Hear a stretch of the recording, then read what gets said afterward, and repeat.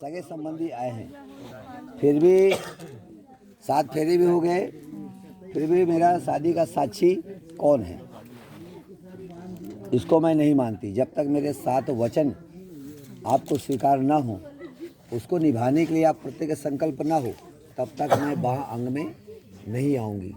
7 वचन कन्या कहती है, तो पहले वाक्य में कन्या कहती है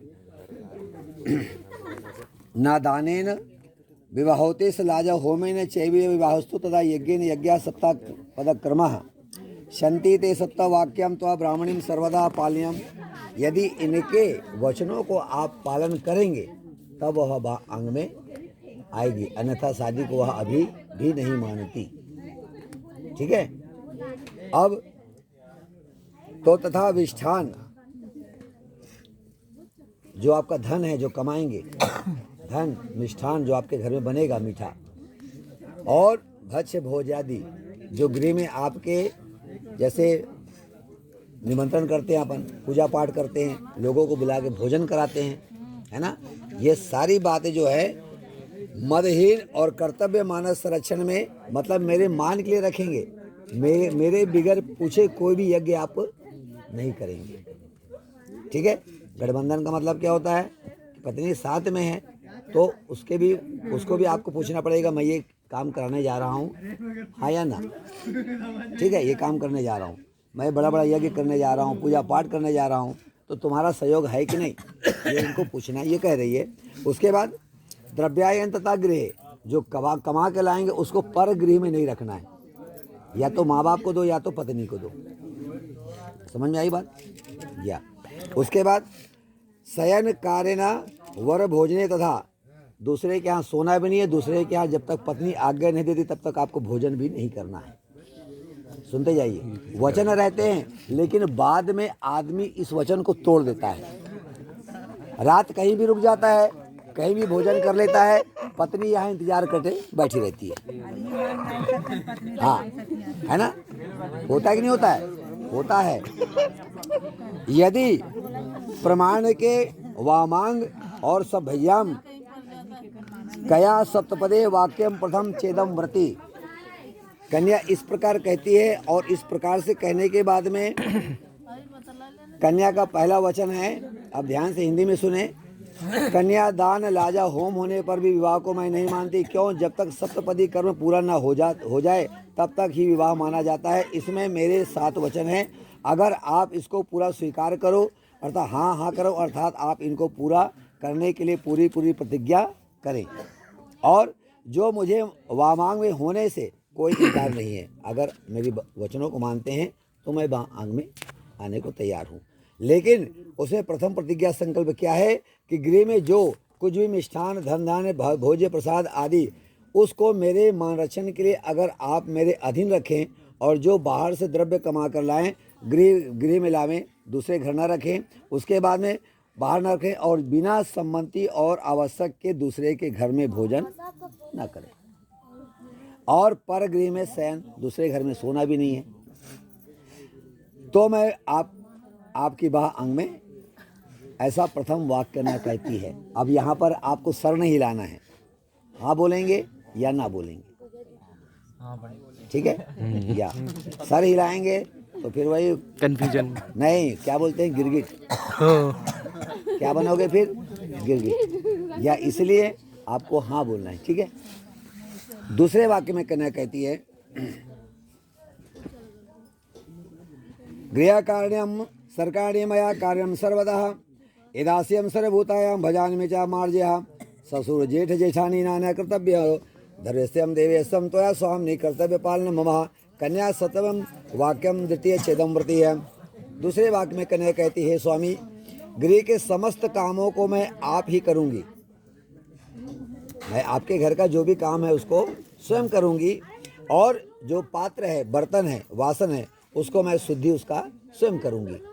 और गृह में जैसे ससुर है, सास है, देवर है, ननंद है आदि सब बड़ों की आज्ञा का पालन करूंगी। आप मेरा पालन करना, वो उनका सेवा करेगी, और आपका कर्तव्य क्या है? इनका देख रेख करना। ठीक है। हाँ ठीक। तीसरे वाक्य में कन्या कहती है, पालिता हम चा दुखेन माता पिता चा बंधुस्या तैर्वेदता सलीलम हस्ते गृहान संधो पुरोहितम गुरु प्रज्ञासुर बंधु समाग्रे जारंतं च मे यात्रा गोत्रा नाम कुलम तथा सुखेन सर्वे जीवन्तु तुष्टाया तृकृतो खलु त्वयि नाथवन्ति चरितम कर्तव्य पालनम मम। तीसरे भाग में कन्या कहती है, स्वामी मुझे गृह में माता पिता ने बड़े और बंधुओं ने बड़े दुख से पाला है, और ये बात हकीकत है कि कन्या को पालने के लिए माता पिता को कष्ट उठाना पड़ता है, चाहे किसी का भी हो, है ना।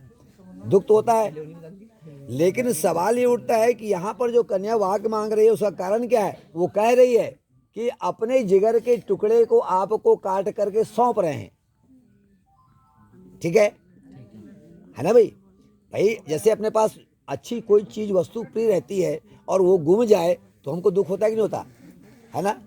तो उसी प्रकार से कन्या को बड़े माता पिता ने दुख से पाला है, आज उसको आपको विदा कर रहे हैं, और वह जो है अभी तक गोत्र इसमें था, अब गोत्र किसमें हो गया, आप में चला गया, है ना। तो इस प्रकार से कन्या कह रही है कि मेरे गोत्र और कुछ हो गए हैं, इसलिए हे स्वामी मुझे गृह माता पिता ने बंधु दुख से बड़ा दुख से पाला है, और उन्होंने ही अग्निदेव के साक्षी मान करके हाथ में जल लेकर के पुरोहित विद्वान गुरु समस्त बंधुजन के सामने समस्त जो है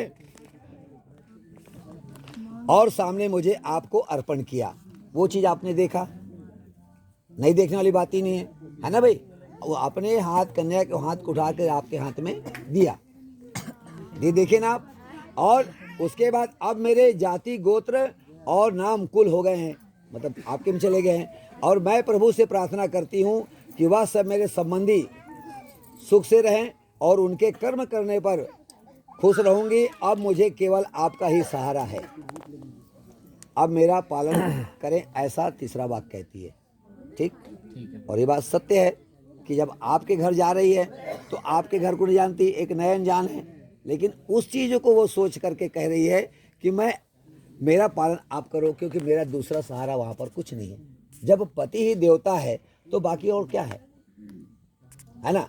इस चीज़ को मानते, लेकिन आजकल परिवर्तन हो जाता है।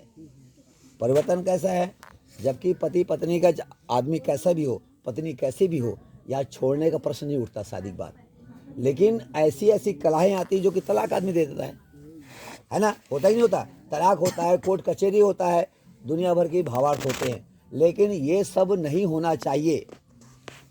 हम नहीं कह रहे हैं, ये धर्म कह रहा है, ये धर्म कह रहा है।